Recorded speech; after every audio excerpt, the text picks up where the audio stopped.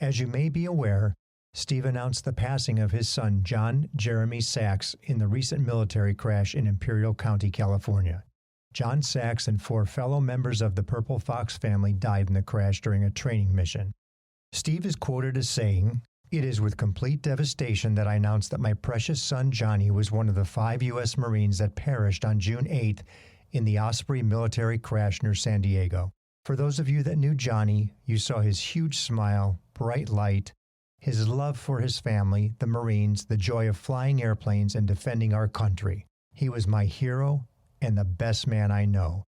There was no better person to defend our country." John Sax was 33 at the time of his death and was a captain in the U.S. Marines flying the MV-22B Osprey. He was based in Camp Pendleton in Southern California, and he served the Marine Corps for 5 years and 8 months, was awarded with the National Defense Service Medal, Global War on Terrorism Service Medal, and a letter of appreciation. We will continue to post episodes that are relevant and evergreen messages of positivity, faith, and family until Steve returns. Thank you all for the words of support, kindness, and love.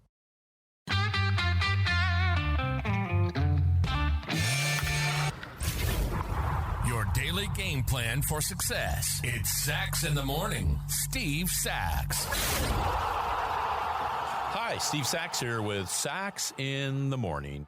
And this morning we're going to talk about something that's very, very dear to my heart, and that is the power of the human spirit. Something I believe in so strongly. And this little story I'm going to share with you today is about my son, John.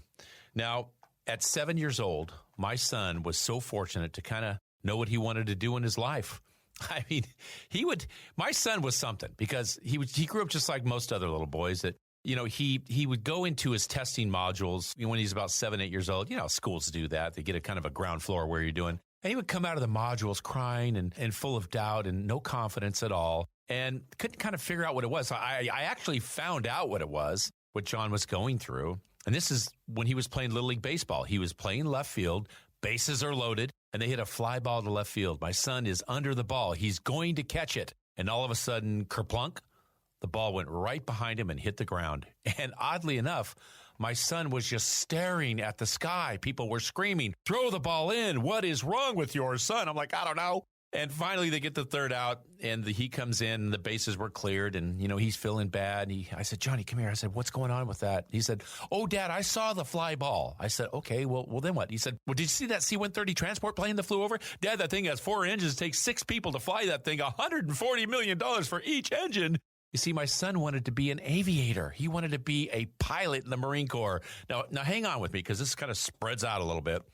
He flew on a biplane about 2 weeks before that with some friends up in Oregon, and he was hooked. That was it. He just wanted to be a pilot. So what he did was he went on the internet, this little boy, and kind of found out what he had to do. Oh, that was the problem right there. He found out he had to know trigonometry. He had to know, calculus. He had to know all these different difficult things to do in math and science and whatnot, and he felt he couldn't do it. So in his own little mind, he had to become Albert Einstein to be a jet pilot. And so he kept working through this all through his life. He would be gone for days at a time, studying with a tutor that he'd pay for out of his own pocket. Even though he was getting an A in the class, he wanted to get an A+.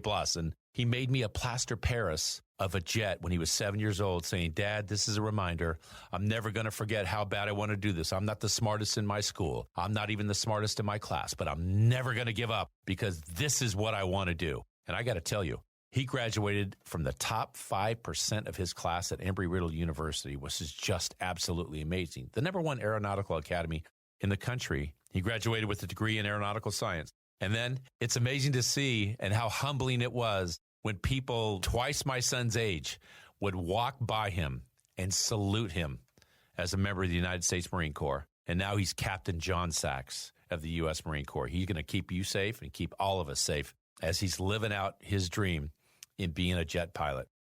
And so I'm just wondering if there's something that you have in your mind or something that you have in your heart that you really want to do and you're just hedging. You're just not doing it. Look, at the thing about the power of the human spirit is it is inestimable. You can't measure it. It is too powerful. And when you talk about the human spirit, you're talking about love and determination and real want. That's all wrapped up the passion of this is all wrapped up into one space.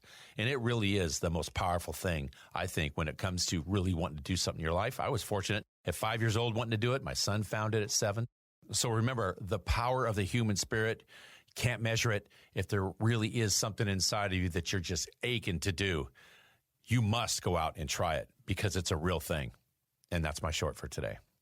If you like what you heard, give us a positive review, subscribe, and share. And be sure to listen to our monthly full-length episode as well. Remember, follow your emotional heart.